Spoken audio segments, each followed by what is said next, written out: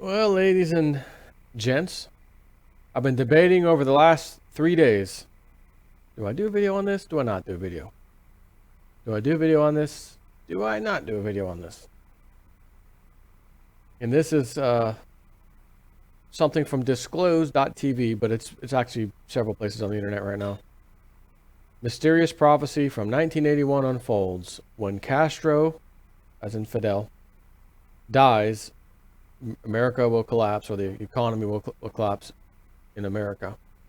But before I get into that, I was just doing that video about the mortgage thing, 1980s, massive high interest rates, and I was showing you examples live of, a $330,000 house. If the rates go up 1%, this is what that payment equals, and yada, yada, yada, that brings the house price down. And somebody messaged me an actual story. Their kids can't be much younger than me from the looks of this, but it's short and it's interesting. It goes in line with what I was talking about with the interest rates, and these guys were able to skate out of there luckily without any profit, but they were able to get out of the house. But this is a true story from the 1980s when they raised the rates. What happened to housing? It's exactly what I said. You're going to be hard pressed to sell houses, for one, because who's going to want to sell a house when they know anyone buying it is going to get these new interest rates, which is 17, 18, 20 something percent even. So here's his story. It's quick. I just want to get this in here since this video is going to be kind of short anyways. Hi again, Joe. I like your housing crash video that I just watched this morning. The topic was excellent, and I hope enough people that would be affected can see your video and learn something and take measures to protect themselves. I would like to relate my personal experience from that early 1980s critical time period. My wife and I determined that we were going to be dinks back in the 1970s. The dinks term was a common acronym back in the 70s and 80s that stood for dual incomes, no kids, or dinks.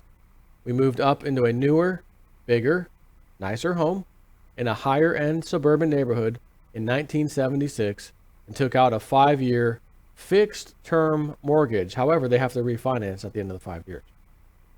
The home we bought was based on our 2 incomes qualifying for the mortgage. While in the house, we started our family and had 2 kids, but still managed to keep our heads above water with just my income, since I had a fairly good paying job and my wife became a stay-at-home mom.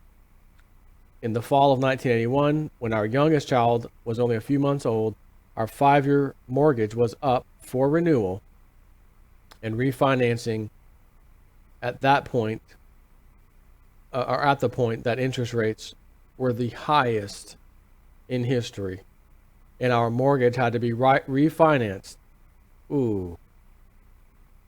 at 21.5%, when the original mortgage was financed at 7%.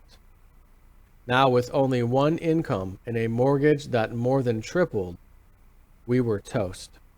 The year before the mortgage crisis, a realtor appraised our house at $186,000. Keep in mind, this is not very early 1980s. That $186,000 house in those days, that's a nice house. Since we were in a terrible financial bind with this crippling mortgage, we decided to sell to get out from under the burden and priced our house for a quick sale. With interest rates so high, only people who could pay in cash or had a large down payment could afford to buy a house, and at the time we listed, only 1 house in 20 were ended up selling. We had a lowball offer come in for our house that we accepted, but the deal fell through because the amount exceeded the couple's amount they qualified to borrow. So there's that thing again when I said, an example, the most you can afford is $1,500 a month. If the interest rates go up, the housing prices, no matter how bad people want to keep them higher and sell them higher, cannot. Because it's all about that monthly payment. And if interest rates go up, you, the sucker, I should say, the suckers, society, the commoners, always pay the tab.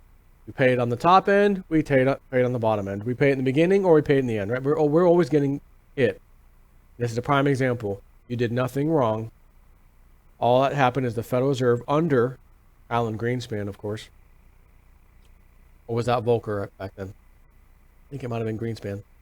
Because I think I remember him talking about it on an interview where he talked about raising those rates and how many people were sending him threatening letters at the Federal Reserve for what he did to them just by raising those rates. But anyways, since we might not have been able to sell, right, because that deal's off now. Since we might not have been able to sell and been stuck in that quagmire if we didn't sell soon, we asked the realtor to approach the buyers and come back with an offer they could qualify for. And we accepted an offer of $115,000 for our house that was appraised at $186,000 just the year before. Since we were friends with our former next-door neighbors, we dropped in to visit them more than a year later and found out that the couple that bought our house separated and sold the house for $89,000. That is less than half of its appraised value just 2 years before. We were fortunate to be able to get out of that house by forfeiting all of our equity. The couple that bought the house weren't so lucky, and our saving grace came as a result of both my wife and I cashing out of all our retirement savings and moving to a small town that had much better, much cheaper housing. History sure does seem to repeat itself, Joe. Keep up the good work. That's what I'm talking about, folks. That's why I do these videos, because I talk about history, and history has a tendency to repeat. God help you if we even get in the 7 to 8% mortgage rates. Okay, just 7 or 8%. God help you all. On to this video. Mysterious prophecy from 1981 unfolds. When Castro dies, America will collapse. Chilling 1981 prophecy about the death of Fidel Castro could be catastrophic for the United States. John W. Johnston is a prophet who claims that he has been told to watch for an event that will follow the death of Fidel Castro, which will occur immediately prior to the complete collapse of the American economy. Quote, when you see that the Berlin Wall comes down, and when you see the Soviet Union takes a severe blow, then it makes a recovery, and then you see the death of Fidel Castro, then shall come the collapse of the economic system of the United States. Now, we did see the collapse of the Soviet Union, and it has taken them, 20 years now to get back into, where they're no longer like third world status like they were for a while. So they're, like he said, they've come down, they took a severe blow, and they made a recovery. That's a fact now. So Berlin Wall, of course, that's already happened. All we need now is Fidel Castro to die, apparently, and that has happened, as we know. I'm going to just tell you now, this is the first time I've heard of this story over this last 3 days. Never heard of this guy before. I don't think I've ever ran into this prophecy or this person, but it's running all over the internet right now, so I'm going to go ahead and share it with you. Johnston first predicted that these two events would be connected in 1981, in addition to 3 more predictions, all of which have since come true. The full prediction was as follows. When you see that the Berlin Wall comes down, and when you see that the Soviet Union takes a severe blow, then it makes a recovery, and then you shall see the death of Fidel Castro. Then shall come to the economic collapse of the United States. 8 years following this prediction, the Berlin Wall did indeed fall and led to the almost immediate reunification of Germany.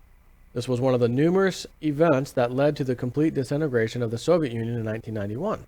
It is important to note that neither of these events was considered probable in 1981 when Johnston made his prophecy. At that point, the Soviet Union seemed strong, and the foremost political analysis of the day, or analysts of the day, did not predict any imminent collapse of the Soviet Union. Even Henry Kissinger, the dawn of realpolitik, was stunned by the news of the Soviet collapse. Johnston's accuracy at predicting the collapse of the Soviet Union and the fall of the Berlin Wall is fairly extraordinary in itself. It is even more extraordinary that he then predicted the fate of Russia in the 21st century with similar accuracy. He said that Russia would make a recovery, and currently, Russia's economic power is holding steady. In addition to that, Putin has proved himself to be a savvy and formidable player on the world stage, and the country is growing by the day in terms of international esteem. Johnston predicted that this recovery would take place before the death of Castro, and indeed it did. Castro died on Friday at the age of 90, and that was just last Friday. Now, only one of Johnston's prophecies is left to be fulfilled: the complete economic collapse of the United States. While this may seem unlikely, the conditions which caused the Great Recession of 2008 have been allowed to manifest themselves in the financial sector of the United States once again. In addition to this, the reins of power will shortly be handed to an inexperienced and populist president who may not be capable of rising to the challenge posed by another financial crisis in the country. With that in mind, could there really be something in this chilling prophecy? First of all, and to defend that statement about, or trump against that statement, I've already said this. It didn't matter, and it doesn't matter who the next president is. We still have $20 trillion in debt to deal with. We still have tens of trillions of dollars of unfunded liabilities, Social Security, Medicaid. These things are walking dead men. They're bankrupt. They have to be dealt with. We have this massive bubble in the stock market. As I just read you about the real estate thing I was talking about in the beginning of this video, about my video I did the day before that, I showed you the little chart. 2006, 7, 8, whatever, peak real estate, boom, back down. Where we are now, peak real estate again. What do you suppose happens next, right? And I've been saying that now that, especially that Trump's got the nod, they're going to let loose. They're going to finally deal with all these bubbles and problems across the world, because we're not the only one. China's got the same problems. Germany, the whole entire EU has the same problems. Canada, Mexico, everybody has the same problems we have.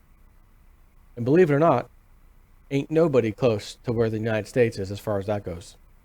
Yet you look outside, strong dollar, markets rally, nothing to see here. Well, not yet anyways, not until they're ready to deal with it. And like I said, I think once Trump gets in there, and it could have been Clinton, it won't matter, because once the president's selected, the president's selected. They can then let loose. Can't blame it on the previous president because he's on his way out. Can't blame it on the new one, really, because they're on their way in. But you can hand it off and say, here you go. Here's this giant bomb we just threw you. Deal with it. And how the hell they're going to deal with it is a good question. But it has to be dealt with. So he ends this article saying, here's the full context in which it originally appeared on Johnston's website. Around 1981, God gave me a prophetic word of knowledge that has been partially fulfilled. These events are time markers, and very soon we will see the fulfillment of the rest of this word. The Lord told me the following. When you see that the Berlin Wall comes down, and when you see the Soviet Union takes a severe blow, then it makes a recovery, and then you see the death of Fidel Castro, then shall come the collapse of the economic system of the United States. The Berlin Wall separated East Germany from West Germany for more than 25 years. The construction began on August 13th, 1961. The wall was opened, and many sections of it literally knocked down on November 9th, 1989. The Soviet Union is considered to have officially dissolved December 31st, 1991. This is when all official Soviet institutions had stopped or ceased to function in the different republics of the Soviet Union. The individual governments of these republics started functioning separately. The Soviet flag flew for the last time over the Kremlin.